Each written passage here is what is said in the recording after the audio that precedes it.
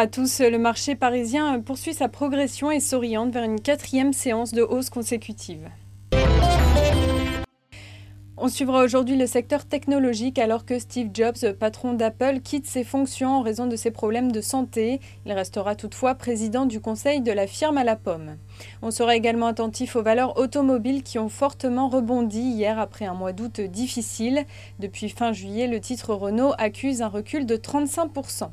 Et puis Gemalto a fait état d'un chiffre d'affaires en hausse de 14%, un taux de change courant au premier semestre à près de 930 millions d'euros. Crédit Agricole a dévoilé ce matin un bénéfice net de 339 millions d'euros au deuxième trimestre, en recul de près de 10%, mais au-dessus des attentes du consensus qui visait en moyenne 193 millions d'euros. Le 28 juillet dernier, la banque avait lancé un avertissement sur résultat en raison de la crise grecque. Elle estimait qu'elle lui coûterait 850 millions d'euros. Finalement, Crédit Agricole a passé une charge de 653 millions d'euros dans les comptes du trimestre. L'établissement s'est également voulu rassurant sur les rumeurs de difficultés de financement. Crédit Agricole indique avoir une réserve de plus de 120 milliards d'euros de liquidités disponibles fin juillet.